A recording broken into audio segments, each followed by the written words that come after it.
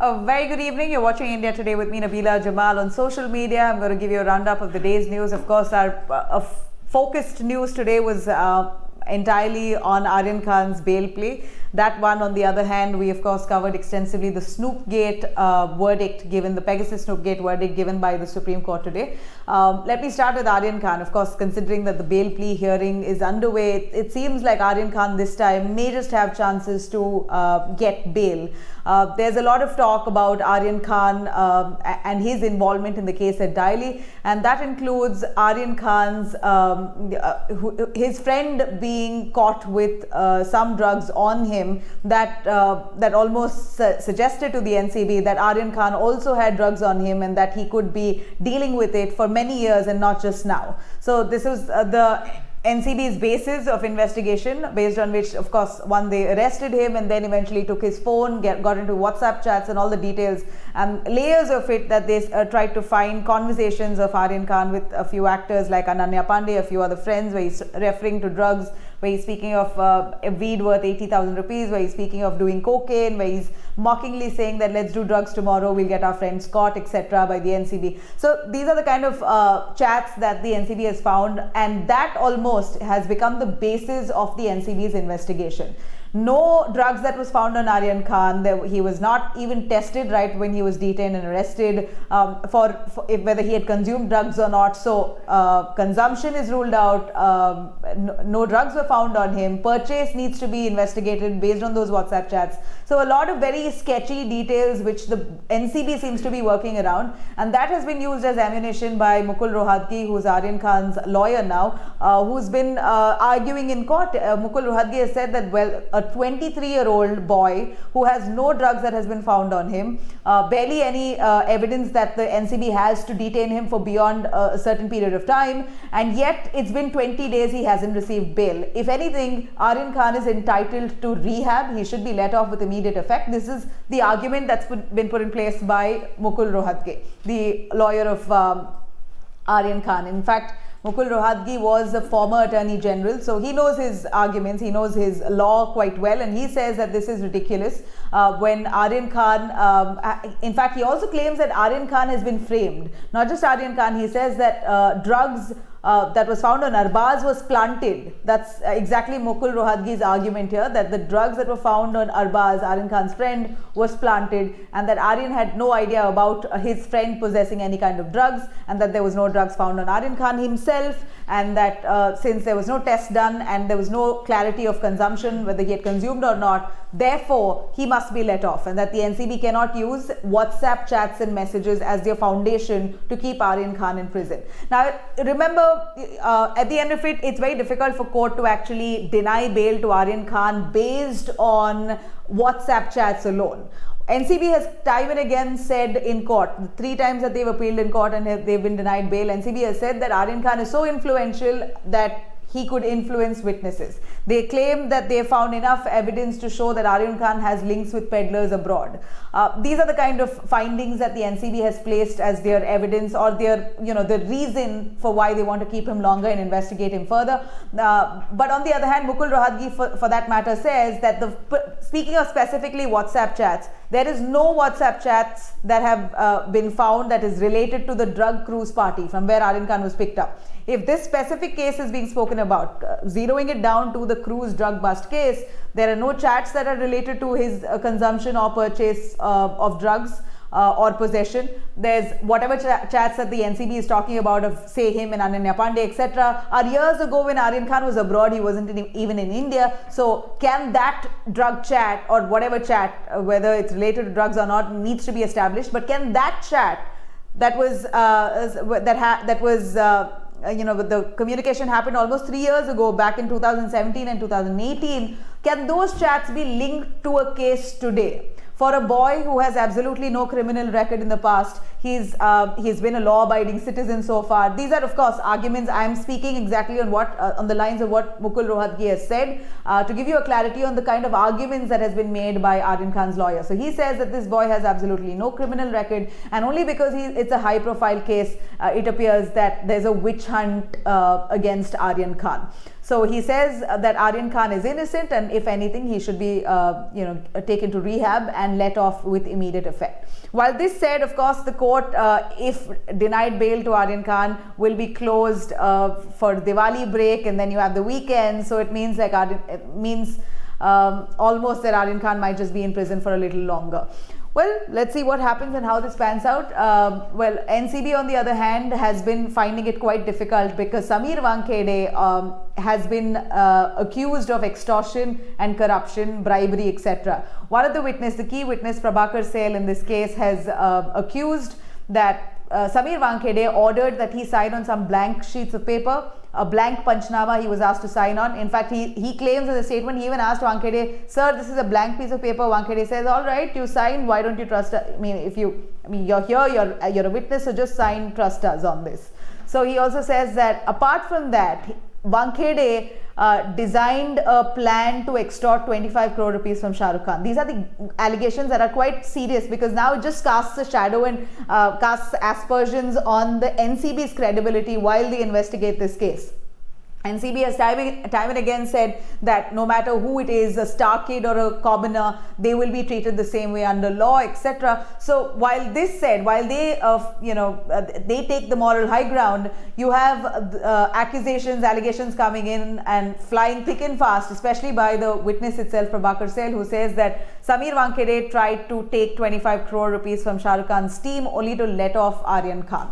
And this is what Prabhakar Sale says, that there's a man, KP Gosavi, the man who very famously took that selfie with Aryan Khan. He was the one who designed and scripted this entire extortion plan at the behest of Sameer Wankhede. He says that KP Gosavi, Sam D'Souza, another friend of KP Gosavi, he and Gosavi, Sam D'Souza, Gosavi and Prabhakar Sale were together, had come out with a plan to take money, and these were on the orders of Sameer Wankhede. This is what Prabhakar Sale says, to take money from Shah Rukh Khan. Shah Rukh Khan's manager was the one coordinating for this, Pooja Dadlani, but whether it happened or not, that remains to be established. But Prabhakar Sale says that it happened. He even received his chunk of the money, and out of that 25 crores, they said that pitch for 25 crores, come down, settle with 18 crores, and in which 8 crores goes to Sameer Wankhede, the rest of the 10 they sort of take it up, divide it and take it away. So this needs to be investigated, and these allegations have prompted the NCB to take up an internal vigilance inquiry. So the NCB's director, the deputy director Northeast, in fact Gyaneshwar Singh, he has now said that Sameer Wankhede is being probed, the allegations against him is being investigated. An internal inquiry team of 5 members of the NCB has now landed in Mumbai. They're taking all the documents of this case and they're trying to verify to see if at all Sameer Wankhede has faltered anywhere in the process or the protocols while investigating the case.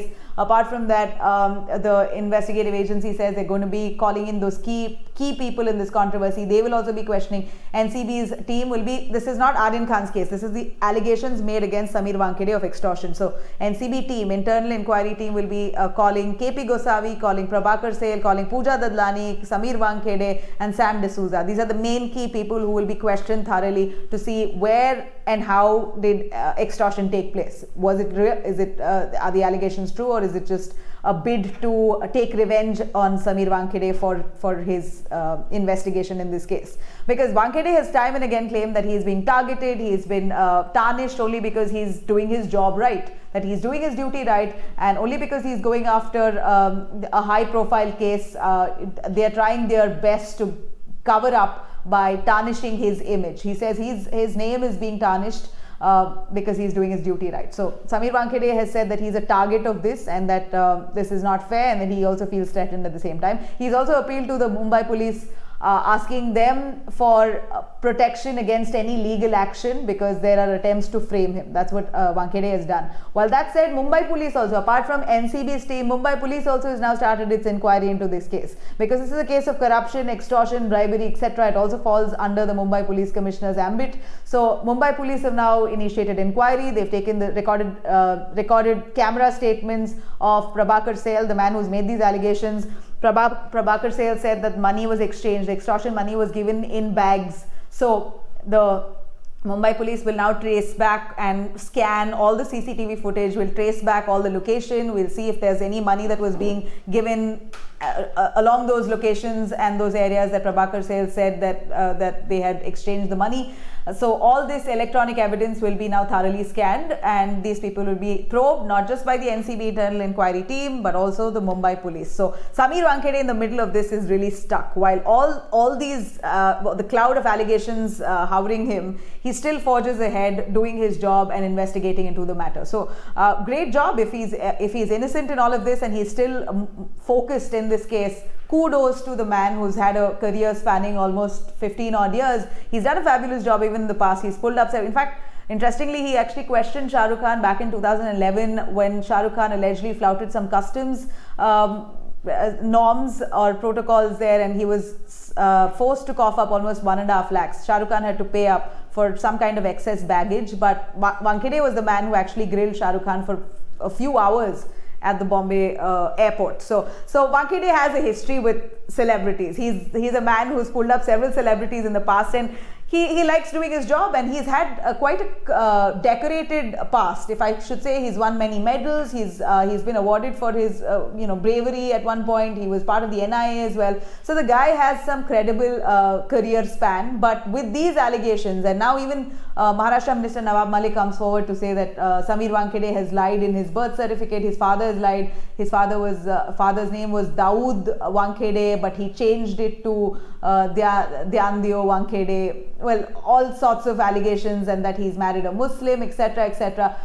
Well, what connection does all of this have with the case today of Aryan Khan? NCP says, well, if the man whose foundation itself starts with a lie, and that he's gotten a job through the SC quota by lying in his birth certificate, that man cannot be trusted. This is what they say. This is what the team claims. All right. So now Aryan Khan, whether he's going to be remaining in jail or will he be out, that remains to be seen. Let me quickly cut across to some news coming in from Punjab. Captain Amrinder Singh, the former Chief Minister of Punjab, who was part of the Congress party, has now announced that he is starting a new political party.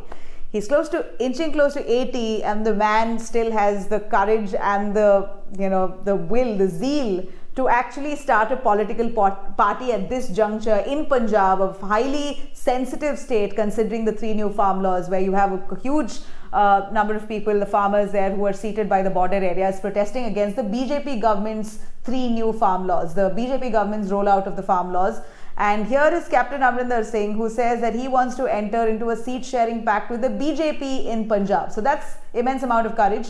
But nonetheless, he spoke at a press conference today, and he announced that he is going to be fighting in all constituencies, close to 150 seats that he will be taking on the Congress. And he will also possibly be entering into an alliance with the Akalis. So a huge chapter in the history of Punjab, because we know the kind of opposition that Captain Amrinder Singh put up against the BJP, as well, he was somewhat friendly with the BJP, considering he would often meet with Home Minister Amit Shah on border issues and national security issues. But the Akalis, he was dead against them. So for him to really sort of mellow his stance before them, it means a lot at this point of time. He also hits out at the Congress, and also gives out a proper lowdown while he gave his press conference on the kind of work he's done as a chief minister. He says he lists out all the manifesto. He reads out his manifesto, and he says he's done 99% of the works that he promised in his tenure as the chief minister. Nonetheless, he now wants to start a political party. Rahul Gandhi is, of course, quite worried, and Rahul Gandhi, when I say worried, of course, nobody says that they're worried, but we believe that he's been holding hectic parleys with people in the Congress party in Punjab. He's been meeting them time and again, repeatedly, ahead of elections. Barely about 2 months away for Punjab to go into polls, and this is the kind of action we see in Punjab.